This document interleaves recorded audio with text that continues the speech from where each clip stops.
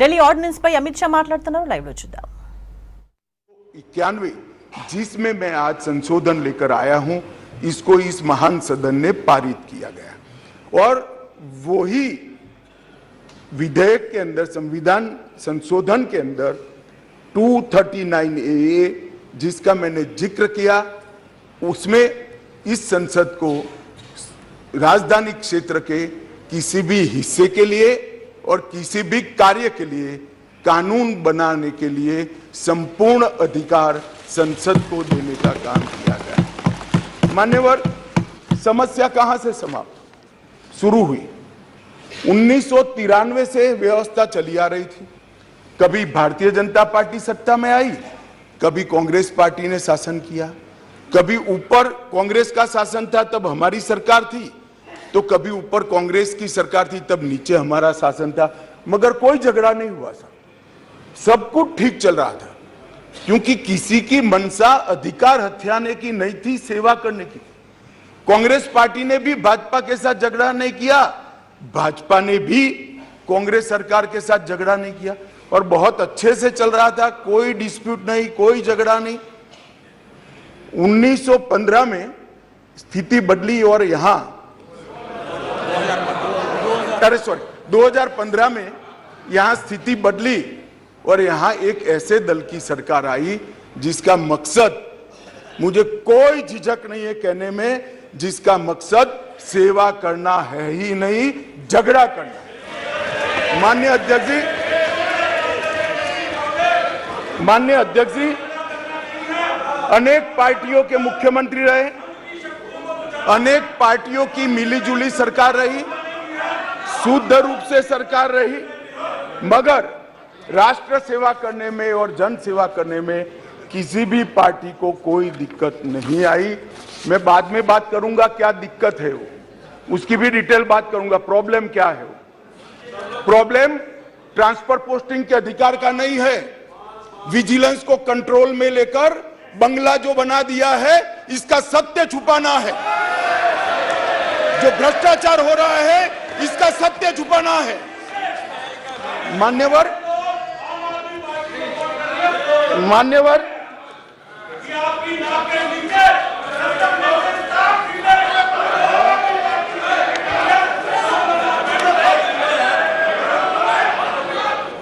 मान्यवर उसके बाद में 15 में अचानक ही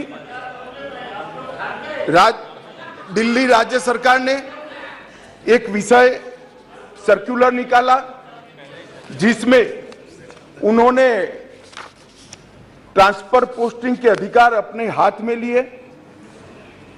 केंद्र सरकार ने एक नोटिफिकेशन निकाला, उसको हाई कोर्ट में चैलेंज किया गया, हाई कोर्ट का फैसला केंद्र सरकार के पक्ष में आया, इसको सुप्रीम कोर्ट में चैलेंज कर दिया गया, उसमें खंडित जनादेश आया, फिर संविधान पीठ बनी, संविधान पीठ ने कुछ फैसले कर नीचे फिर से 2 जजों की बेंच को दिया, उसमें भी सहमति नहीं बन पाई और फिर से संविधान पीठ बनी जिसने अभी फैसला दिया। मान्यवर वो जो इंटरप्रिटेशन है, वो इंटरप्रिटेशन उन्होंने कानूनी और मॉरल दृष्टि से नहीं किया, उन्होंने इंटरप्रिटेशन कानून की स्थितियों का करते हुए ये कहा है कि फिर भी दिल्ली देश की संसद को और भारत सरकार को दिल्ली संघ राज्य क्षेत्र के लिए हर प्रकार का कानून बनाने का अधिकार है। वो अधिकार का उपयोग कर एक वटहुकम, एक नोटिफिकेशन निकाला गया और वो नोटिफिकेशन इसलिए निकालना पड़ा कि संसद उस वक्त काम नहीं कर रही, मतलब संसद बैठी नहीं थी, बैठकें चल नहीं रही, तो नोटिफिकेशन निकला और संसद सत्र के अनुपस्थिति में जो नोटिफिकेशन निकला इसको मैं यहां लेकर आया हूं, जो आज सदन के चर्चा के लिए मैंने आप सबके सामने रखा है। मेरा सभी पक्ष के सदस्यों से विनती है कि चुनाव जीतने के लिए, किसी समर्थन हासिल करने के लिए किसी पक्ष का विधेयक का समर्थन करना या विरोध करना, ऐसी राजनीति नहीं करनी चाहिए। नया गठबंधन बनाने के नए गठबंधन बनाने के अनेक प्रकार होते हैं। नया गठबंधन बनाने के अनेक प्रकार होते हैं। विधेयक और कानून देश के भले के लिए लेकर आते हैं। इसका विरोध या इसका समर्थन भी देश के और दिल्ली के भले के लिए करना चाहिए। अगर हमारी राजनीति में थोड़ी स्वीकृति कम है तो सबको मिलाना है। दिल्ली का जो होना है वो हो, जितना भ्रष्टाचार होना है वो हो। मंत्री कुछ भी करे, मुख्यमंत्री करोड़ों के बंगले बनाए, मगर हम विपक्ष में रहते हुए समर्थन करेंगे क्योंकि हमें गठबंधन बनाना है। इस तरह से नहीं सोचना चाहिए। मेरी अपील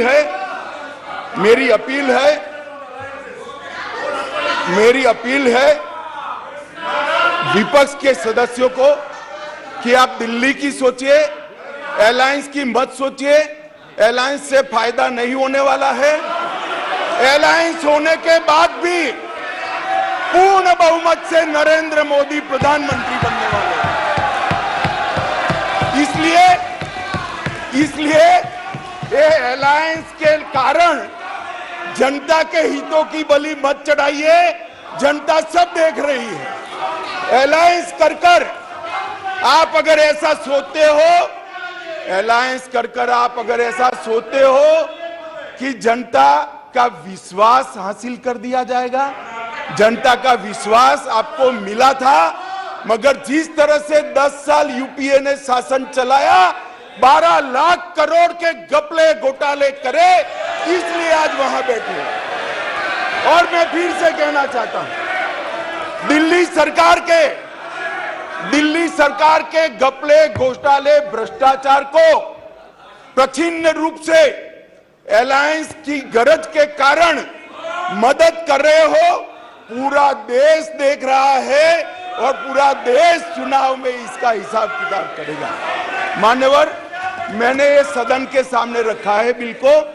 मेरा सभी से निवेदन है कि अलायंस के मद्देनजर इस पर अपना अभिप्राय न करें। देश के और राजधानी क्षेत्र के भले के लिए न्यूट्रलिटी से बात करें।